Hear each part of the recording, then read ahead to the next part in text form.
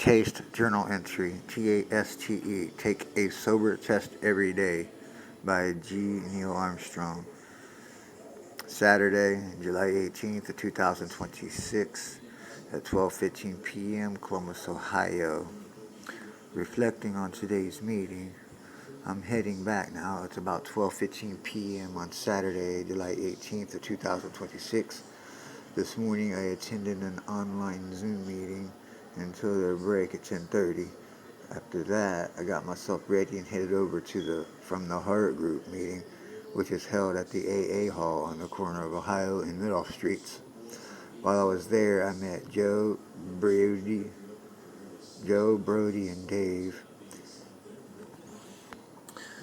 and I was able to get their phone numbers. Brody has 7.5 years of sobriety, so I reached out and asked him if he would be willing to act as my temporary sponsor.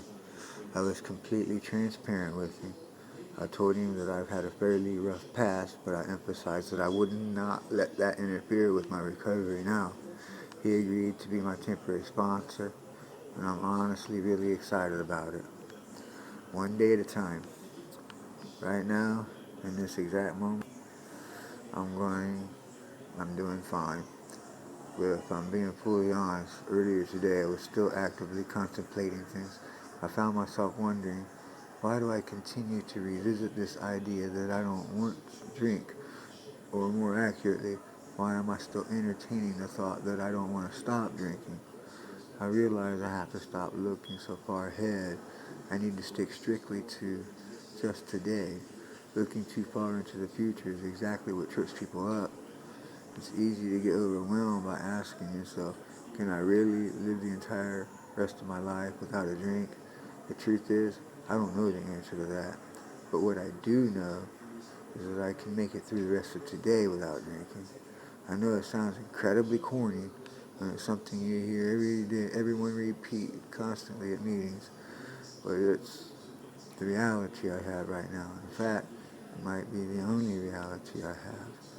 Finding support and common ground, I walk this path with God.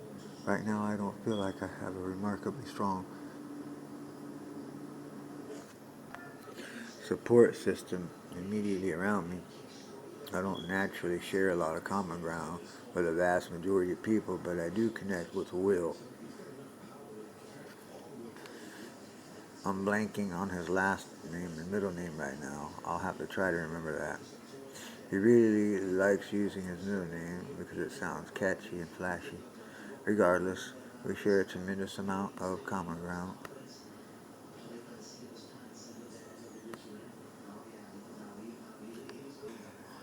Well, when it comes to our past, he actually reached out to me right from the very beginning, which took me by surprise, but I'm incredibly grateful for it. Will and I are very close in our sobriety dates, and our past shared a whole host of similarities. It helps to talk with someone who's struggling with the exact same challenges and working to overcome the exact same giants. Right now, I'm just trying to count the blessings and things in my life that I am truly grateful for, the things I so often overlook. Shifting focus. I don't typically hang out or socialize with people the way a normal socialite probably should. I also don't know a whole lot of people in recovery that I could regularly spend time with. Moving forward, I really want to focus my energy on connecting with people in Christianity. I want to surround myself with people who didn't necessarily need a recovery system because they were never broken to that specific extent. People who never required a substance support group.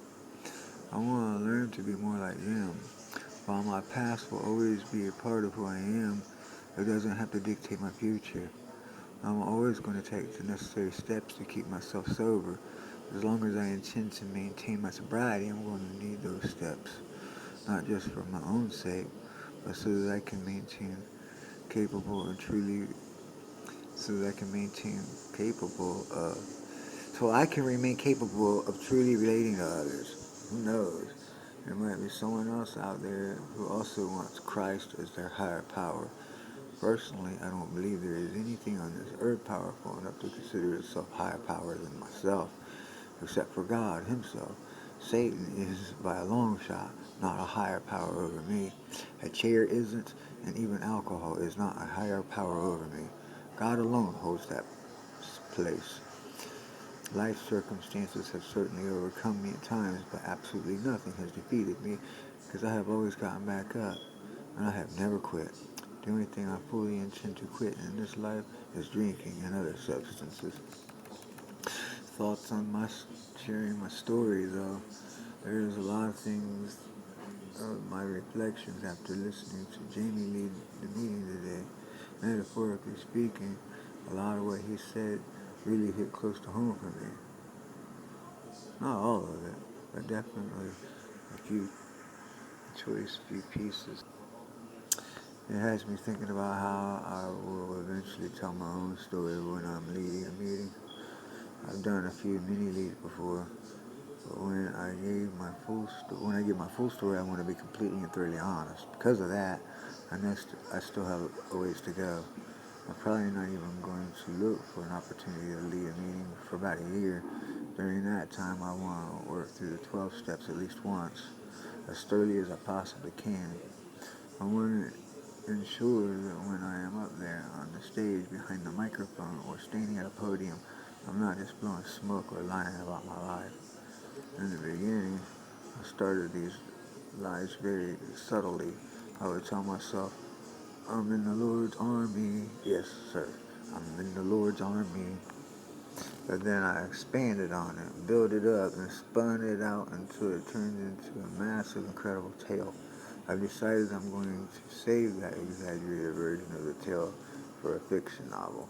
Since it has been such a prominent fixture in my life, I'm going to reframe it, author it as fiction, and keep my actual recovery lead completely honest. I want to tell my real story with absolute honesty because that is what will reach the people who are real. I have no desire to connect with people through a web of lies.